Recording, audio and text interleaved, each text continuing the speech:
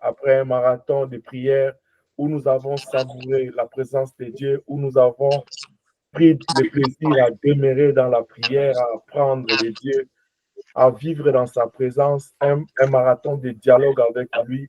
Et ce matin, nous nous réunissons pas pour prier, mais pour adorer celui qui nous a rapprochés de lui, celui qui nous a approchés de lui, celui qui nous a acceptés dans sa présence. Dieu est merveilleux. Ce matin, j'aimerais que nous puissions réfléchir sur Daniel chapitre 6 au verset 4. Daniel chapitre 6, verset 4. La Bible dit ceci. Alors les chefs et les satrapes cherchèrent une occasion d'accuser Daniel en ce qui concernait les affaires du royaume. Mais ils ne purent trouver aucune occasion ni aucune chose à reprendre parce qu'il était fidèle et qu'on n'apercevait chez lui ni faute ni rien de mauvais. Parole du Seigneur. Amen. Dieu, nous voulons que tu règnes, que nous puissions disparaître pour ta gloire au nom de Jésus. Amen. Amen. Nous sommes en Babylone. Nous venons de terminer un marathon où nous avons nommé une retraite de positionner. Et nous sommes inspirés de cet homme, de ce positionné de Daniel, qui s'était donné comme 3 semaines à chercher la face de Dieu. Et nous sommes dit, nous allons aller expérimenter la puissance des 3 semaines en prière. Au bout de cette retraite, qu'est-ce que nous pouvons dire? Dans notre texte débat de Josué 24, au chapitre 13 et 15, quand Josué parle aux enfants d'Israël, il leur dit, maintenant, craignez l'Éternel et servez-les avec intégrité et fidélité. Nous avions démontré comment est-ce qu'une personne qui est positionnée, il doit se comporter. Quels sont les traits, quelles sont les caractéristiques, quelles sont les choses qui démontrent que non, tel est positionné du côté de Dieu, tel n'est pas positionné. Parce que tout ce qui appartient à Dieu, ils ont des fruits, ils ont un comportement, ils ont une nature, ils ont des traits qu'on doit leur identifier. Même à Antioche, quand on a vu les disciples, on a compris que c'était des enfants de Dieu, c'était des chrétiens, c'était des positionnés du côté du Christ. C'était des gens qui avaient pris et qui avaient fait le choix de faire face, de dire au système politique que peu importe tout ce que vous pouvez faire, nous avons cru à cet homme. Peu importe tout ce que vous allez faire contre les chrétiens, nous allons prôner tout haut notre foi parce qu'ils étaient positionnés. Et quand les païens ont vu ces comportements, ils ont dit certainement ces gens sont des chrétiens parce qu'ils font comme Christ. C'est-à-dire quelqu'un qui est positionné, il ne suffit pas seulement qu'il dise je suis positionné. Pour Dieu, c'est facile d'identifier tel qu'on est là, qui est pour lui, qui lui appartient en totalité. Parce que le positionnement, c'est le fait d'appartenir à Dieu à totalité. Après avoir fait un choix entre le monde et le royaume de Dieu, entre le diable et Dieu, tu décides, tu dis, j'appartiens à Dieu. Ma vie tout entière appartient à Dieu à totalité. Je me case, je me positionne de son côté pour toujours. Et en ce moment-là, Romains chapitre 8, 28 à 31 va s'accomplir quand la Bible dit, que dirons-nous à l'égard de ces choses? Si Dieu est pour nous, qui sera contre nous? Même si Dieu nous justifie, quand Dieu nous justifie, qui peut nous condamner? Et la Bible nous pose la question, pour celui qui est positionné, qu'est-ce qui peut encore le séparer de Dieu? C'est-à-dire, un positionné, c'est quelqu'un qui fait le choix définitif en âme et conscience. Il dit non, compte tenu de l'histoire avec ces dieux depuis l'éternité, où irai-je? Pierre lui a dit dans Jean 6, il dit, oui, certes, ils sont partis parce qu'ils se sont positionnés du côté du monde. Mais nous sommes positionnés de ton côté. Où irons-nous? Abraham a quitté sa famille parce qu'il a fait le choix d'être positionné du côté de Dieu. Et nous parlons de Daniel ce matin. Daniel qui nous a inspirés depuis 3 semaines. La Bible dit, dans ce texte que nous venons de lire dans le chapitre 6 au verset 4, il dit, ils se sont complotés parce qu'on voyait Daniel monter, même en dehors de son territoire, il était élevé. Il était considéré. Bien aimé, la vie d'un positionné ne dépend pas qu'il soit dans sa famille pour émerger.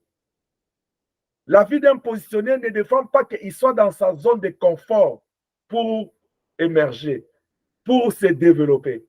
La vie d'un positionné ne dépend pas qu'il soit entouré de personnes que lui, il veut. Non, non, la vie d'un positionné dépend de Dieu. Le succès d'un positionné dépend de Dieu. Car Dieu, lui, il dit, il y a de ceux qui dorment trop tard, ils se réveillent très tôt, mais ils mangent le pain de la souffrance pendant que moi, j'ai le pouvoir pour les bien-aimés. Un positionné, celui qui est positionné du côté de Dieu, nous avons vu les bénéfices. Il dit, tout ce que vous avez abandonné, vous l'aurez au centuple, parce que je suis votre Dieu, mais vous aurez aussi la vie éternelle. C'est-à-dire, le succès dans ta vie, la réussite de ta vie, c'est Dieu qui le détermine. Que Dieu te bénisse.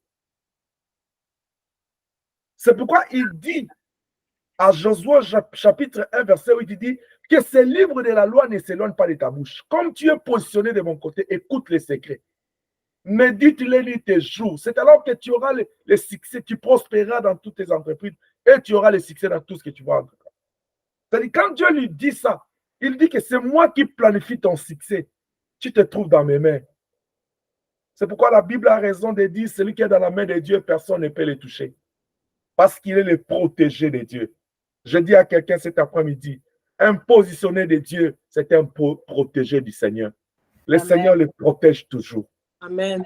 Le Seigneur te garde. C'est pourquoi la Bible dit, celui qui veille sur Israël ne dort pas, ne somnole jamais. Il veille sur son peuple chaque jour. Même quand nous dormons, Dieu ne lui dort pas. Parce qu'il a le travail à faire, il a des choses à accomplir dans la vie de tous ceux qui l'ont choisi comme Dieu. Que le Seigneur nous bénisse. Amen. Et la Bible dit, quand ils ont fait des complots, leur intention, c'était de prendre Daniel dans leur filet, dans leur piège, pour qu'ils puissent aller dire au roi qu'il aimait beaucoup, voilà l'homme à qui tu fais confiance. Nous vivons ces choses dans la société.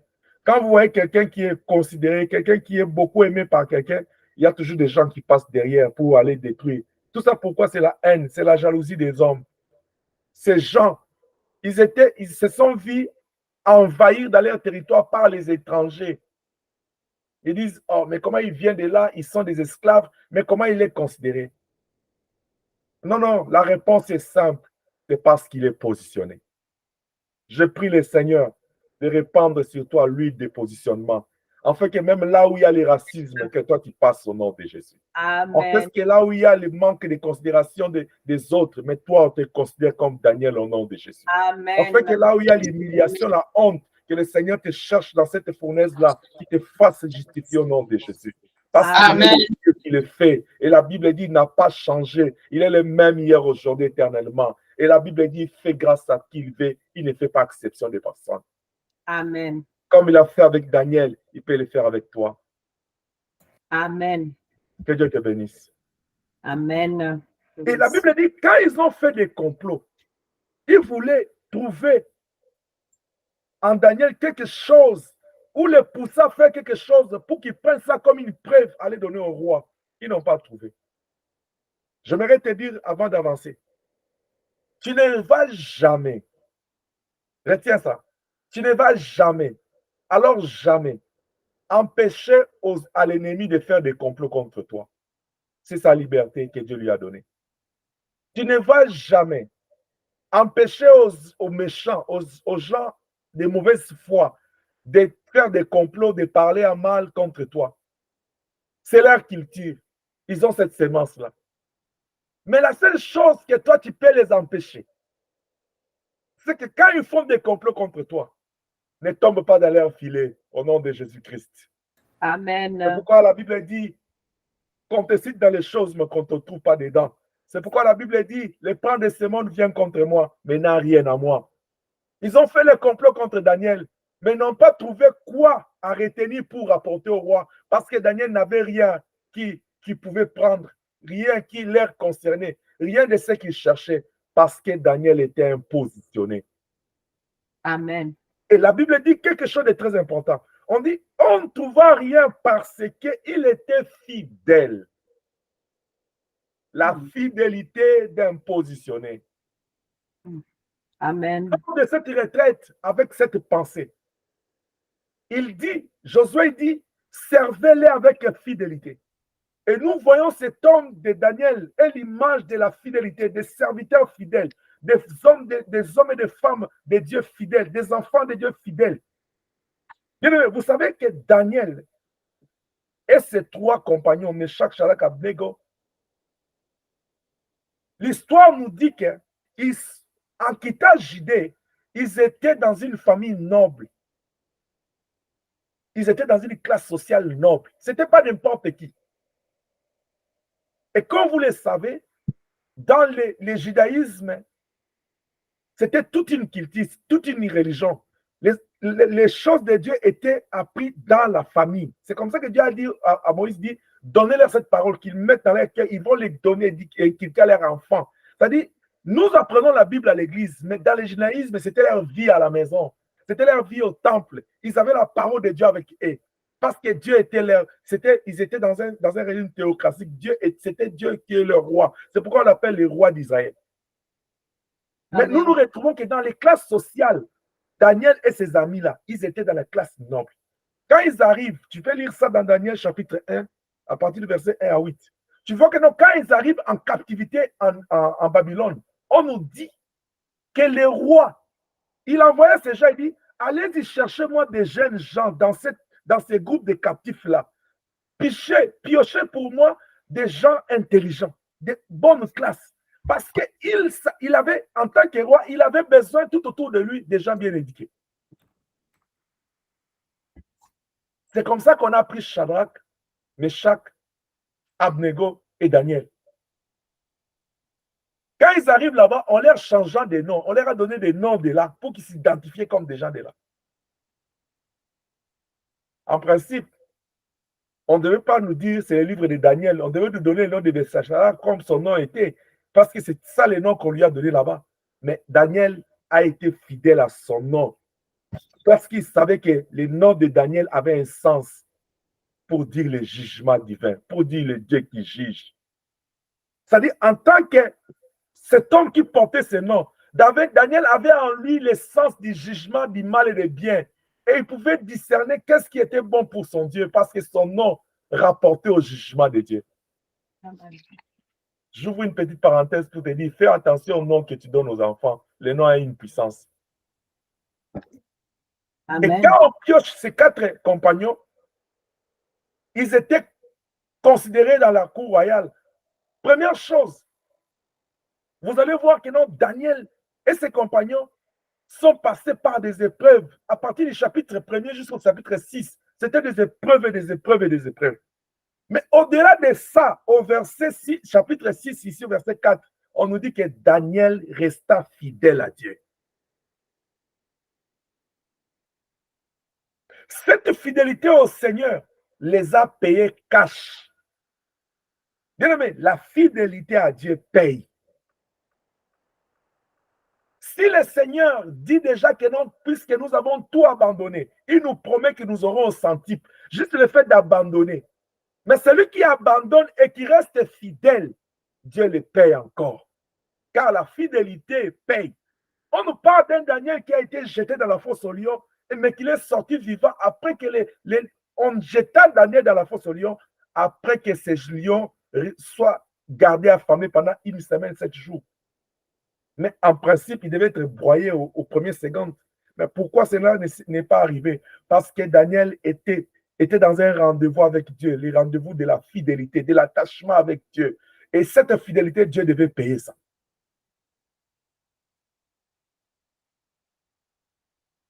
Au terme de cette petite période de l'année, au terme de cet enseignement, de la pensée de Dieu pour cette année, au terme de cette retraite, le Seigneur t'interpelle, le Seigneur m'interpelle à la fidélité. Un positionné, c'est quelqu'un qui doit être fidèle à Dieu. Mais Dieu te rappelle la fidélité. Dieu t'interpelle à la fidélité. Dieu t'appelle à la fidélité. La fidélité, c'est une arme qui va combattre contre toi devant les complots de tes ennemis, même quand tu ne sais pas ce qu'ils mijotent. Mais parce que tu es fidèle à Dieu, Dieu va te justifier comme il a fait avec Mardoché.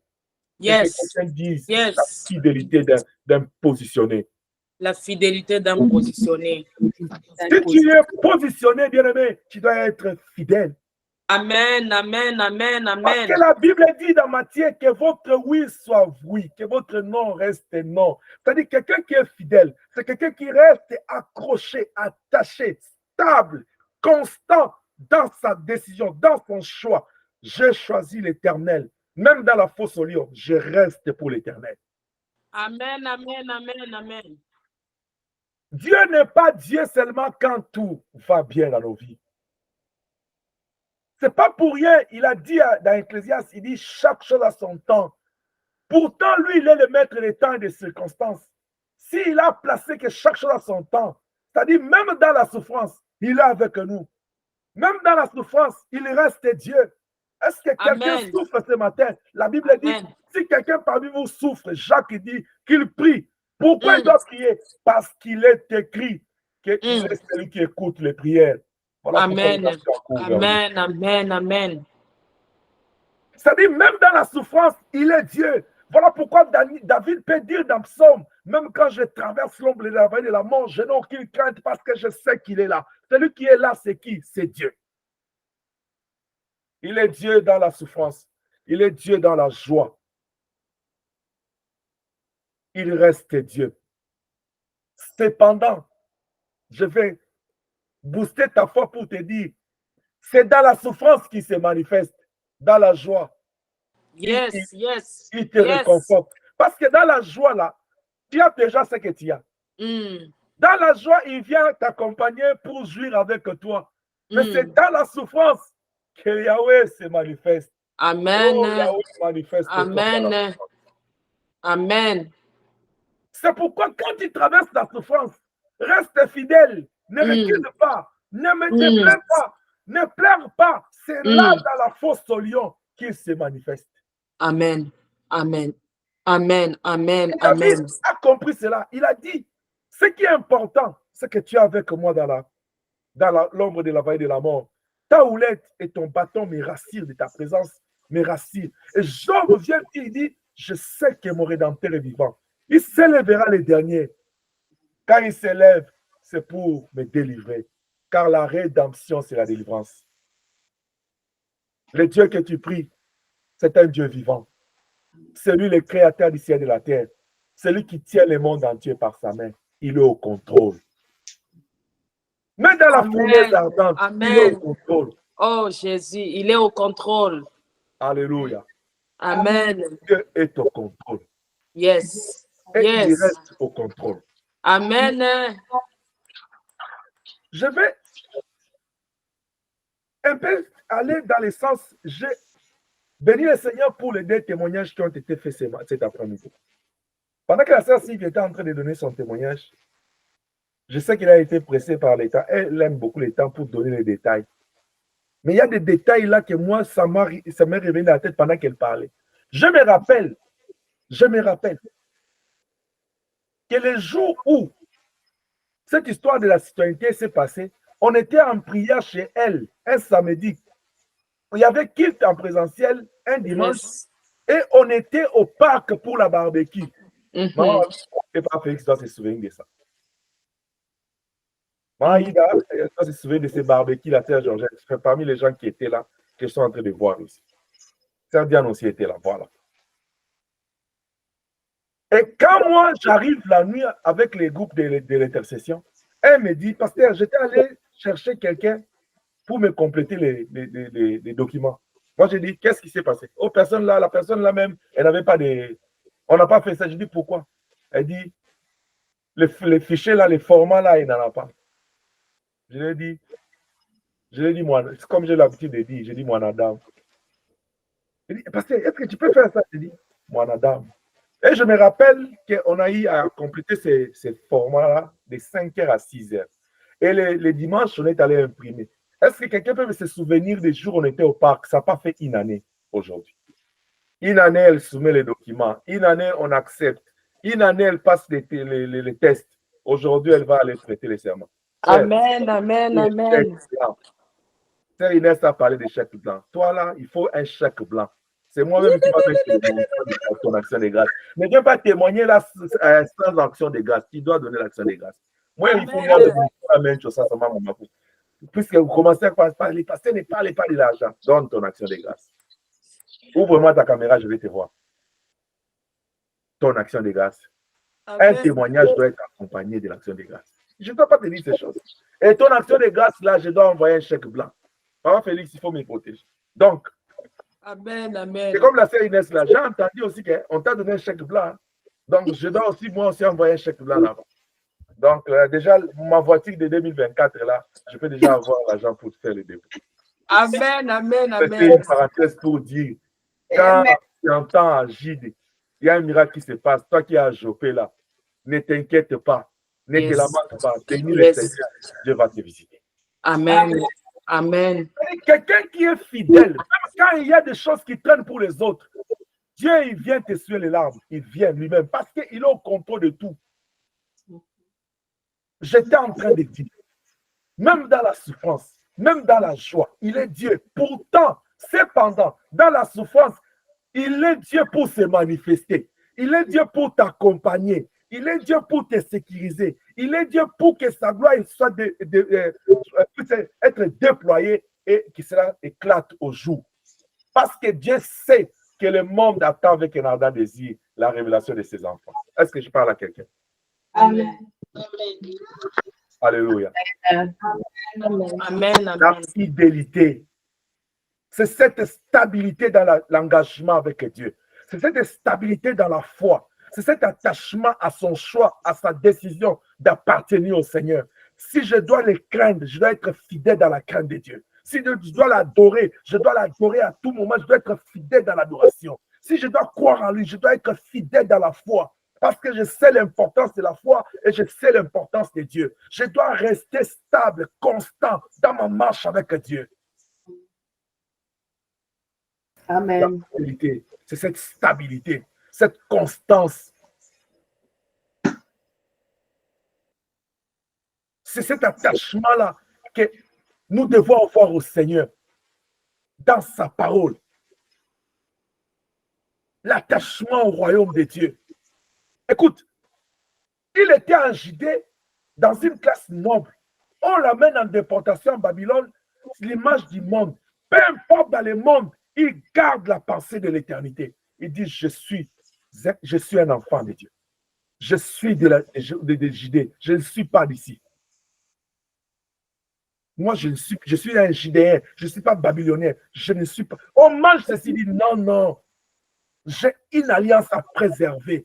J'ai une fidélité à prévaloir. Le Seigneur Dieu, mon attachement envers ces dieux. On va te jeter dans la fosse au lion, on dit, jetez si vous voulez. Même dans la fosse au lion, Dieu est fidèle. Je vais aller. Ce qui fortifie pour que tu sois fidèle à Dieu, c'est le fait que toi-même, tu sais que Dieu est fidèle.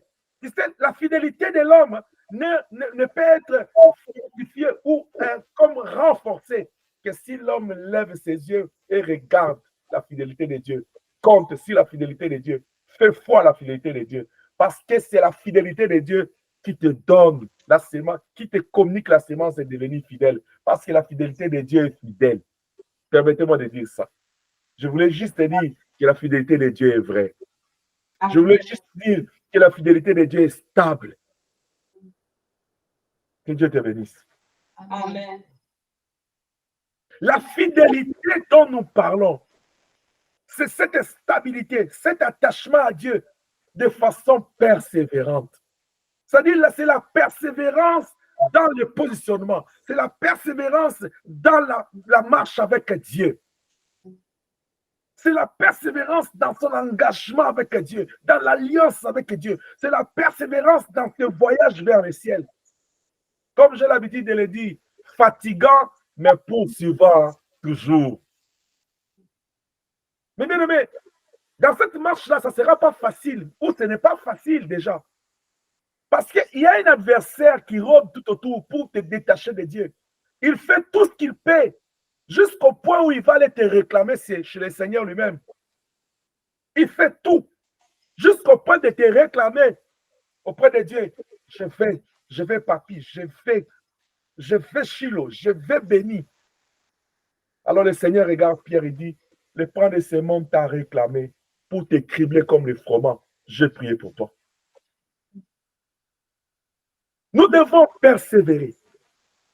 Cela pour autant, comme Ephésiens dit, rachetons le temps car les jours sont mauvais. Nous devons accélérer dans la fidélité. Nous devons renforcer notre fidélité. L'attachement de Dieu dans notre cœur doit être sécurisé parce que les ténèbres est en train d'agir. Le diable, écoute, retiens bien ce que je te dis. Le diable, lui, il est prêt depuis à mettre tous les moyens en marche pour te séduire, pour te récupérer, pour récupérer le contrôle sur ta vie, pour te dévier du chemin du ciel. S'il faut mettre tout, il va mettre tout. Parce que son souhait, c'est que lui et toi, vous allez vous retrouver dans l'enfer. Pour des raisons. Pour que Dieu soit choqué que je comptais sur Inès, mais regarde cette Inès là où elle est devenue. Pour que aussi, qu'il ne se retrouve pas seul à l'enfer, qu'il soit consolé avec tous les rebelles. Car le royaume du ténèbre, c'est le royaume des rebelles. C'est la rébellion contre Dieu. Est-ce que quelqu'un m'entend? Alors toi, tu es une fille bien-aimée du Seigneur. Tu es un fils bien-aimé de Dieu. Ne va pas de ce côté. Ce n'est pas ton territoire. Ce n'est pas ton pays. L'enfer, ce n'est pas pour toi. Tu as été créé pour vivre avec le Seigneur. Et dans Jean 14, il nous promet, il dit, il est allé nous préparer des places. Même quand nous avons Amen. dans le jardin d'Éden, lui, il est venu pour nous retourner dans l'alliance avec Dieu. Il dit, il veut que là où il soit, nous y soyons. Lui, il ne sera pas dans l'enfer. Nous sommes l'Église, son épouse. Nous sommes le corps. Lui, il est la tête. Comment est-ce que, alléluia, comment est-ce que la tête peut être dans les royaumes de paix et que le corps soit dans l'enfer? Jamais. La tête est un, le corps est un. La tête, les troncs et les membres, tous ils seront dans son royaume. C'est ce que le Seigneur a prévu. Parce que si tu fais partie de son corps mystique, qui est l'Église, qui est son épouse, tu dois détester l'enfer. Tes yeux doivent rester attachés au ciel.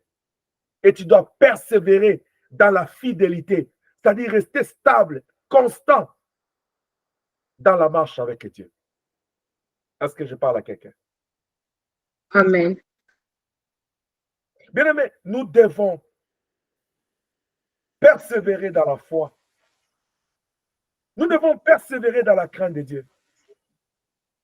Nous devons persévérer au service du Seigneur. Nous devons persévérer dans les bonnes œuvres.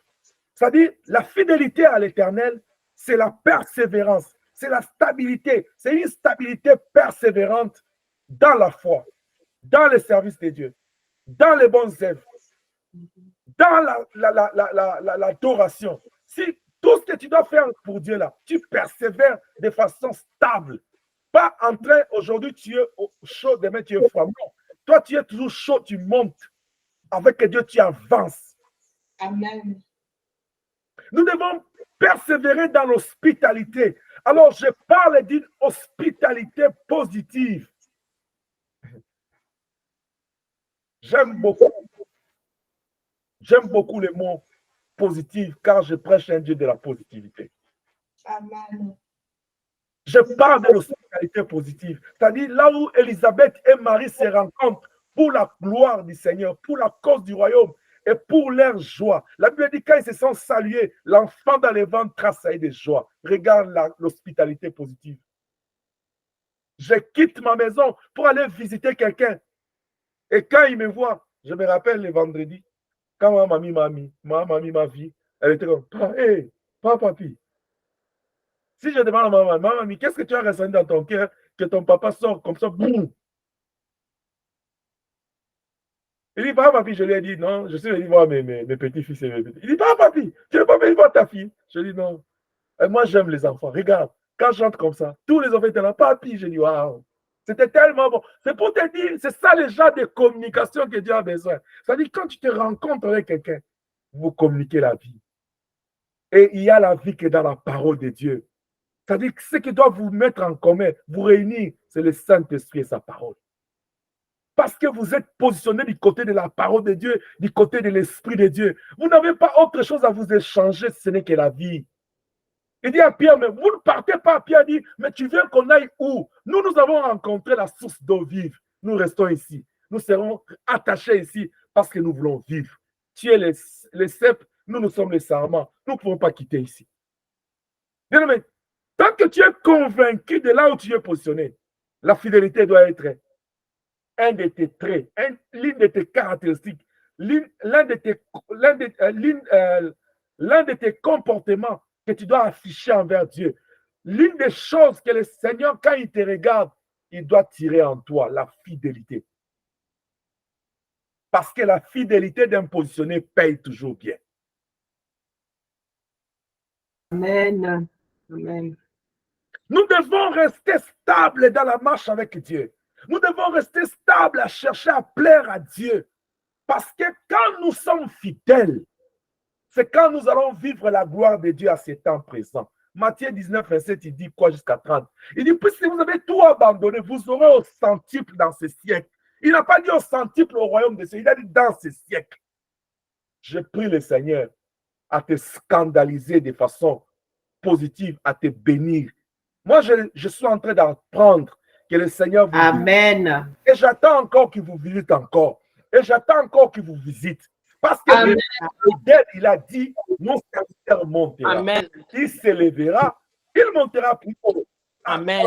Il faut encore monter. Amen. Yes. Ce que Dieu fait dans ta vie, ce sont des signaux. Oh, laisse-moi te parler comme un homme. Dieu est en train juste encore de te biper. Parce qu'il va te scandaliser ici. Yes. Celui qui a dit à Nathanaël, il dit, tu verras plus que ça, cette parole est vivante. Amen, amen, amen, amen. Parce que le tombeau est vide. Yes. Amen. Yes. Et quand on est venu leur dire que le tombeau est vide, ils ne savaient pas encore crier. Il a fallu que Pierre court pour aller attester qu'il est vide. Il est arrivé. Ce jour-là, Pierre n'a pas tenu compte de la sueur. Son problème, c'était d'attester qu'il est vivant. Et quand il a testé ça, il a fallu que Thomas puisse mettre les doigts dans les cicatrices. Quand ils ont vu, et le jour il est parti, ils étaient là en train de dire, encore, au moins il était enterré, on pouvait voir l'endroit. Maintenant, il a disparu, on verra où. Mais l'homme de Galilée, le Seigneur de gloire a envoyé les anges pour consoler. Amen.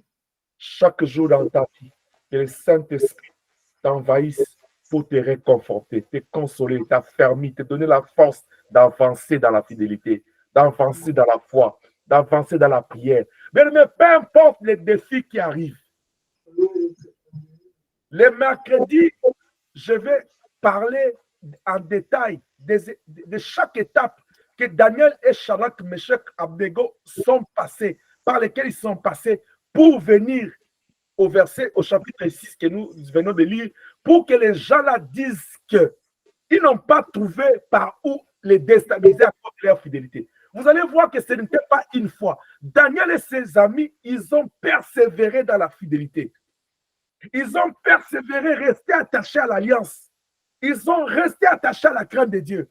Pour eux, honorer Dieu, c'était une valeur. La crainte de Dieu doit être une valeur pour toi. Ça doit être parmi les vertus que tu dois avoir. Amen. La fidélité aussi. L'intégrité aussi. Parce que tu n'es pas n'importe qui. Tu es le temple de Dieu vivant. Amen. Tu dois être fidèle parce que c'est lui qui t'a appelé. Celui en qui tu as crié. Celui que tu attends, il est à la porte. Il vient bientôt. Et il ne vient pas seul. Il vient pour te couronner. Certainement, en tous ceux qui ont crié en son nom, il leur a donné le pouvoir de devenir enfant de Dieu. Tu es enfant de Dieu, tu attends le ciel. Mais il y a les couronnements pour ceux qui vont entrer.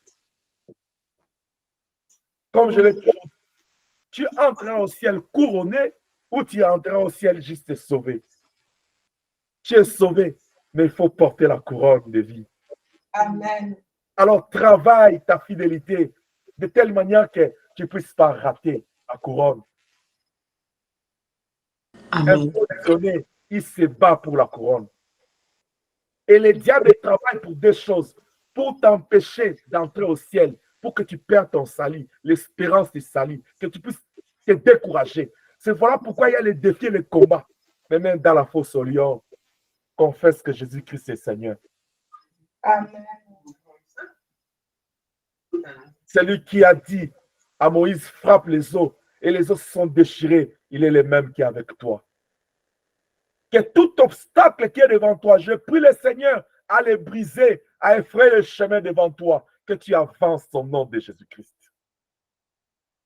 C'est lui qui avait dit à Abraham, Amen. oh, Amen. sur le territoire que je t'indiquerai, certainement malgré les obstacles qu'il a rencontrés, Abraham est arrivé. Yes. Yes. Peu importe les obstacles, celui qui a dit est fidèle, reste fidèle à lui, sois fidèle à lui, Amen. continue à le servir sans murmure, Amen. sans te plaindre, sans Yes. lamentation, sans te soucier, sans rester accablé dans des Mm. souffrances, sans perdre une frayeur de l'ennemi. Reste Mm. accroché à la parole de Dieu. Fais foi à la Amen. parole de Dieu, car celui-là, il s'appelle la parole de Dieu. C'est cette parole qui a créé toutes choses. Amen. Quand tu vois les ténèbres environner ta vie, rejoins la sœur Inès. Dis seulement que la lumière soit. Mm. Mm. Et la lumière entrera dans ta vie. Il y a quelque chose que le diable ne supporte pas, c'est la lumière. Et quel genre de lumière? La lumière divine.